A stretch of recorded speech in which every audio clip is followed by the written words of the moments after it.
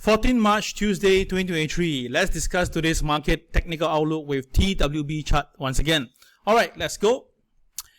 Now, let's look at China first. Okay, China market today closed below 13,000 again. Okay, this is not a good sign because that means that there's a high chance that the China A50 can travel down to 12,796 in the near term, and that is the Fibonacci 50%, alright, based on my charting.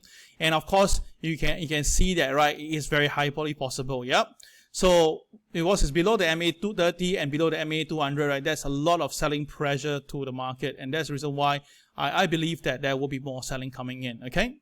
Alright, let's look at the market here. I'll show you this very interesting chart that I have. Gold, right? Remember yesterday I told you guys we were buying gold and gold shot up all the way. Oh gosh, one single candle, it shot up all the way and touches my KCB, okay, my Cal chocolate bar brilliantly at 1912, and then it stopped there. Now by right, it can go higher, but I expect to see some resistance today because of the CPI data. Now if the CPI data really come out to be higher than expected, that means that inflation is still going to be there. So Federal Reserve may have to go back again to look at the drawing board and probably insist of a 25 basis point and even a potential 50 basis point. Now the market now is between cutting 25 basis point to plus 25 basis point.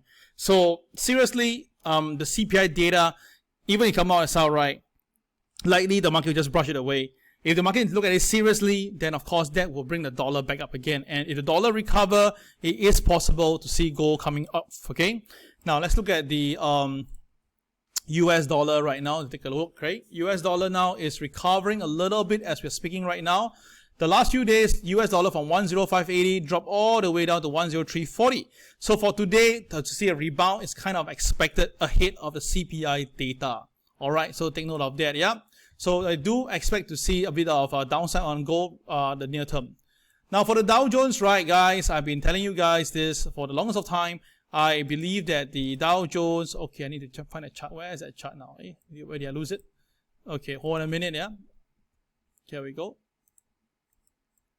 Okay, so the Dow Jones now missed the 31,411 level just by some points. Okay, not a lot. It's not very little, but it's not a lot too.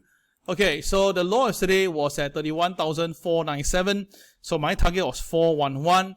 Now, have you seen this before? Yeah, pretty clear. If you look back into time, there was a period of time when the market was going towards this 31,411, it was just dragging, bouncing, hitting the red line, and then coming down. Then on a single day, it broke below and gave us the 31,411. Alright, and of course later on itself, right, you can see that again in a single day. After it break the red line, bang, it came back down and so forth, right? So if you ask me, well, I believe that something will happen. We have the market touching the red line and pull back down, right? Okay, so what do you think? So there is a possibility that it may happen again. If the market loses OP today, that's 21,883, it is possible for the Dow Jones to come here as well. And it could be a touch and go because why? The RSI is at the low end. So it is very possible for the market to be a touch and go, meaning touch and rebound, yeah? So take note of this very, very, very important information. Okay, let's look at the market right now. The Hang Seng first. Hang Seng now is trading below pivot 2, and we mentioned before, once the market breaks below pivot 2 plus the DJDD, it's always a good sell. Okay, this has been something that I've been advocating and I've been saying and has been repeating, and of course pretty accurate, yeah. So you can see that once the market loses the pivot 2 level below OP, below pivot 2, the Hang Seng just slammed down all the way 250 points in just basically 30 minutes. Okay, every bar is 5 minutes. So that is what's happening. And of course, just now moments ago, it went down lower right during the European session. So there's a rebound right now, but it doesn't matter. To me, it's the same thing, guys. Most likely, Hang Seng is going to go down further. If the Dow Jones really touch 31,411, then of course the Hang Seng to touch 18,984 is very, very possible. And of course, there's another KCB at 18,699. And of course, the last one I'm looking at is 18,191. That is a fresh chocolate bar. I don't think it will hit within this week, probably 2 weeks from now. Yep. Okay, let's look at Dow Jones today. The Dow Jones today have rejected the BMB support level, rejected the BMB support level yesterday and traded down all the way. Now take note, guys, the Dow Jones was incredible. It came down exactly hitting my 31,375 KCB. The low was 31,497, right? So the market came down all the way here, all right, and touches 31,497 exactly. That is 497 was a low, 497 was a KCB level. Incredible, guys. This number was already mentioned yesterday. I said that the Dow Jones can come down all the way to 31,789 first, that the next target is 31,497, and the market really touched there and rebounded from there. This is really amazing, guys. Incredible system. So the thing is this, if you look at it right now, the market MLP is 31,968. If the market can't go past it, it will likely pull back. The first support will be 31,789, the KCB, but the main thing is 31,740 is a pivot 1. If the market loses below the pivot, then the market can come back down to test 31,497 again. Now, if the market loses footage of this, we will see 31,411 within this week, okay? My view is it's possible to see 31,411 within this week, okay? Now, how about the rest of the market? Let's take a look right now. Okay, where's my NASDAQ? Okay, I think I left it somewhere there. Moment, yeah, bringing in my NASDAQ now. Okay, forgot to bring it in, NASDAQ. And then we have S&P's involved. Okay, let's bring the NASDAQ in. Okay, wait a minute. I think there's some indicator issue. Hold on, yeah. This is .ca. Hold on a minute. This is NASDAQ. Okay, shall we?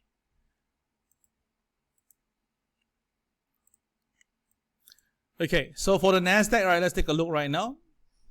The NASDAQ, okay, hold on, I think put on this is better. Okay, here we go. Now the NASDAQ basically did a strong selling in the first half in the afternoon. Then it rebounded strongly all the way up before closing down a little bit, but overall up. Now the NASDAQ is a doji today, okay, so which means that it could be a doji directional day. So if the market chooses above OP, it will be a buy. Below OP, it will be a sell. Now, as a moment now, it's actually got itself resisted at the BNB support level, and that is at 11,965. So as long as it stays above MLP, now you can see that it basically touched MLP at 11,928 and rebounded. So once again, that shows that the MLP is very important. You can see on the 15-minute chart, the market really came down, touches MLP, rebounded, came back down, rebounded. So this MLP is critical, 11,928. If the market loses 928, oh, then we have a problem. That may send the index all the way down to pivot 1 at 11,813. Now, as long as market stays above OP and above pivot 1, at least for this now, is a buying, okay, it's for buying, yeah. But the KSI is red, KRW is cyan, so there'll be a bit of a struggle for today. Just take a look and make it closer. Now, for the S&P 500, we can see that it rejected MLP 3874 nicely. Let's take a look at the 5-minute chart. You can see that the market touches it today. All right, like I showed to you, the market went up, touches MLP. Can you see it struggled there for a long while, couldn't hold on, reverse, bang, came back down. So MLP is a very powerful tool, and if you want to learn more about MLP, I'll tell you more during this coming preview. Yep. Okay, so with that now, the 38.55 is happening to be the 80 percentile level, so it's the one that's supporting the market. Now, if the market really loses it, that means it will enter the bear territory. So that's the reason why the S&P is holding up so strongly, because it doesn't want to enter the bear territory. Yeah, so take note of this here. So the thing is that 38.38 will be the next support level, which is the pivot 1. I believe that that will be the support here. Anything lower than that, this may go down all the way to 37.96. Yeah. Okay, look at the Nikkei right now. The Nikkei did crash off. The Nikkei is selling because now the dollar is coming down. The yen has increased. So dollar yen came off, right? That basically added pressure on the Nikkei. So Nikkei basically is below the MA30, MLP, MA200. That's why Nikkei today slammed down. And of course, it reversed course by breaking below the pivot 1. Usually that will lead to some more selling. And with the KSI rate, that is confirming it, right? So the thing is this, where can it go? Well, there's a fresh chocolate bar here at 26,904. I believe the market is going to go after there, okay? So watch out for this, yep. Okay, so that is the Nikkei, right? And now look at DAX. DAX just open. DAX this morning open, went up, touches pivot 1, but failed to stay above and now come back off. So if the DAX cannot stay above OP, it may be coming down to my KCB at 14,822. It is very possible, but that means the market must slide by 160 points that will definitely give some more pressure to the US market. Now KSI is red, KRW is red, not a good sign. So selling is kind of expected. So watch out for the OP. Selling may be coming soon. Yeah. All right. So that we're done with that, let's look at the other market. Okay, we have the crude oil. Now crude oil is down to $73.70, and I share with you with the new BNB yesterday. The market did a new BNB, so now the extension is 82.60. But the downside itself can be as low as 67.10. Oh gosh. Now, what is going to happen, guys? Very simple. If we follow BNB ruling, if the market actually breaks above 77.40, we can see 82.60 again. But if it breaks below 72.21, then it could send the crude oil all the way down to $67. Now, the thing is this, technically, it's all possible, but fundamentally, right, now we have a problem, because if there's going to be a US recession, usually during recession, crude oil price will go down a bit first. But after that, right, with the stimulation coming in, pumping more money coming in, the crude oil price will shoot up, rocket up, and that will create another round of inflation, okay? So this is going to be a bit troublesome for the Federal Reserve, but if you ask me now, between technical and fundamental, I'll rather wait for a while, wait for it to come down to $72, I'll take a look. If it's maintained there, maybe it's a buy. But if it breaks below, then of course, guys, we can see real lower numbers than that, yeah? Okay, so we're done with the indices and the crude oil. Let's look at the commodities, which is gold, right? Now, for gold, as you can see here, pretty clear that, let me just take away all these lines first now. Okay, so for gold, as you can see, today gold stays above 1902 and rebounding a little bit, but it's still below OP. Only if it trades above OP, then we may see going up to 1944 to my target of 1950, KCB fresh.